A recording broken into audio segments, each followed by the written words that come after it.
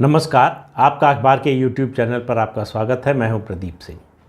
कल जब महाराष्ट्र की घटनाओं पर वीडियो बनाया था तो कहा था मैंने कि मोदी और अमित शाह चौंकाते बहुत हैं और एक झटके से उबर नहीं पाता आदमी, दूसरा चौंकाने वाला कोई ना कोई फैसला आ जाता है।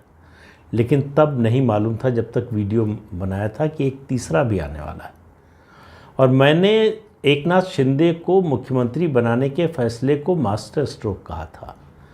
तो एक सज्जन ने कमेंट में लिखा कि लेकिन देवेंद्र फडणवीस को डिप्टी सीएम बनाना ब्रेन स्ट्रोक है। मैं उनकी बात से पूरी तरह सहमत हूँ। बात देखिए, ये नहीं है कि देवेंद्र फडणवीस को मुख्यमंत्री नहीं बनाया गया। मेरा अब भी मानना है कि एकनाथ शिंदे का मुख्यमंत्री बनना भारतीय जनता पार्टी के लिए, महाराष्ट्र के लिए, महाराष्ट्र की राजनीति के लिए, महाराष्ट्र के विकास की दृष्टि से भी बहुत अच्छा हुआ है। इन तीनों का कारण बता रहा हूँ। जो महाराष्ट्र विकास अघाड़ी बनी हुई थी, जिसमें शिवसेना उद्धव ठाकरे की, एनसीपी शरद पवार की और कांग्रेस, ये तीनों पार्टियां शामिल थीं। क्योंकि राज्य में नाना पटोले कहने को तो प्रदेश अध्यक्ष हैं, लेकिन पार्टी का कोई जो है कोई नेता सर्वमान्य इस तरह का हो ऐसा दिखाई नहीं देता। मुख्यमंत्री रहने के बावजूद अशोक चौहान और पृथ्वीराज चौहान दोनों एक तरह से हाशिए पर हैं, भले ही अशोक चौहान मंत्री रहे हों।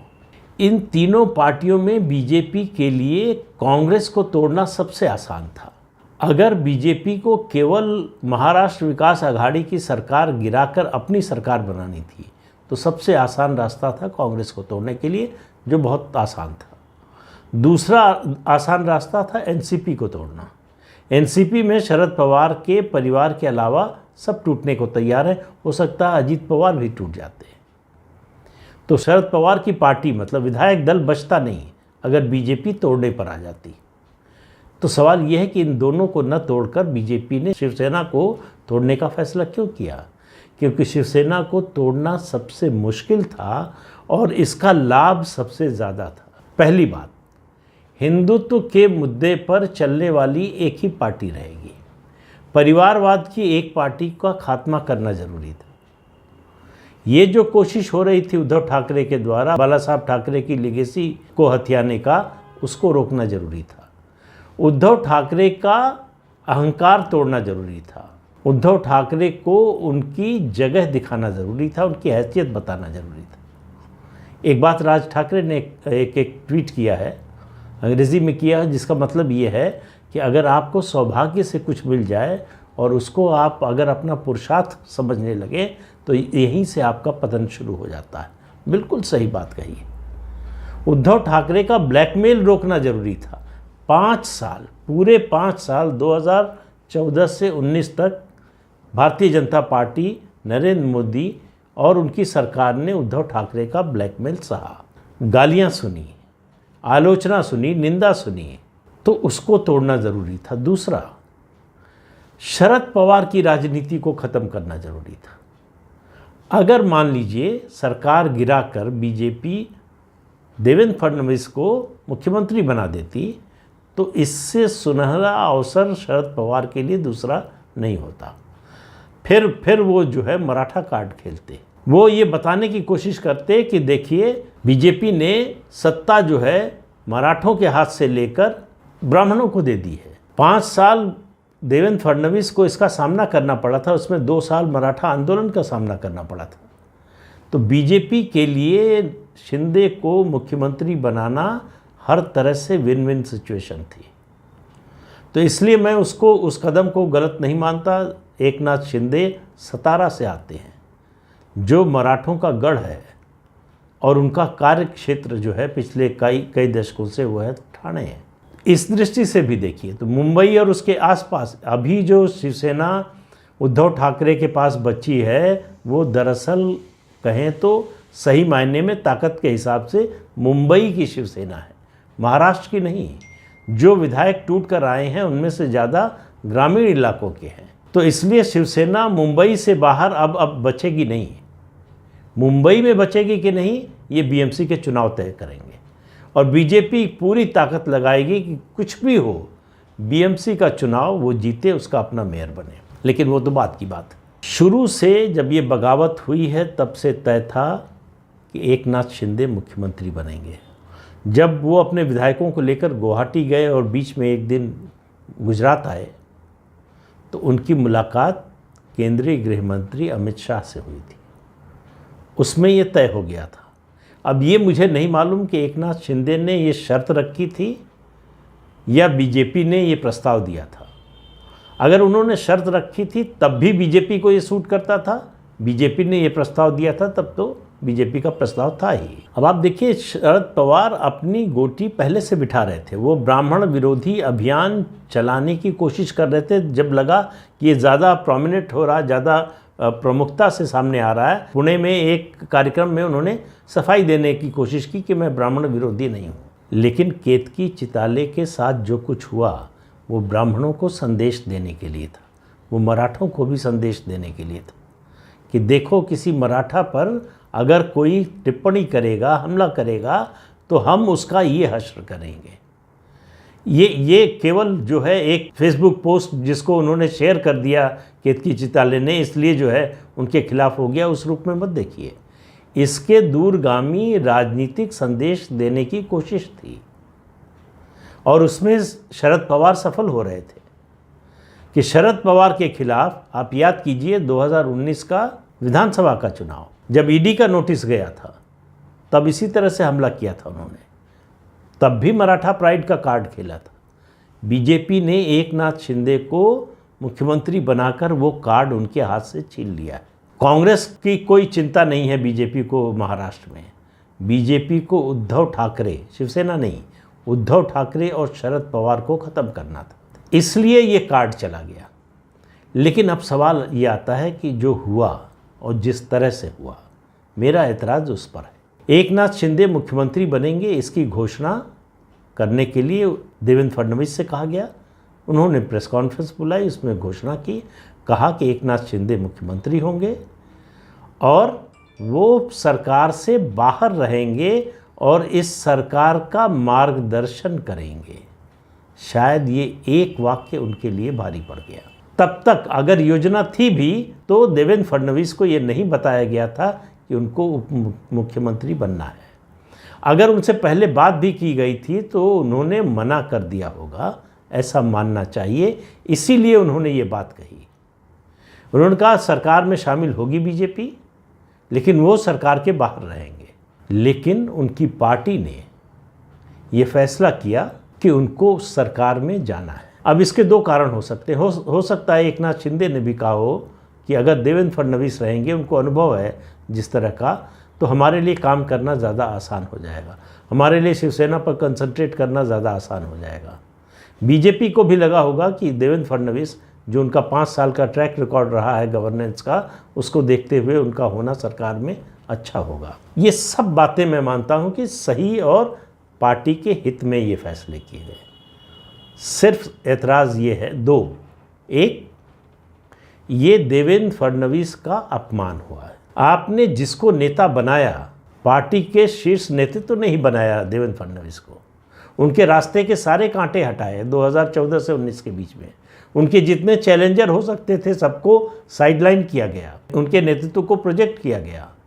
बावजूद इसके कि जातीय समीकरण की दृष्टि से वो महाराष्ट्र की राजनीति में उनका नेतृत्व फिट नहीं होता था, फिर भी, और देवेंद्र फडणवीस ने साबित किया कि वो पार्टी के लिए असेट है, बहुत बड़ा असेट है, वो राज्य में रहें या केंद्रीय स्तर पर रहें। यही देवेंद्र फडणवीस के लिए भारी पड़ गया।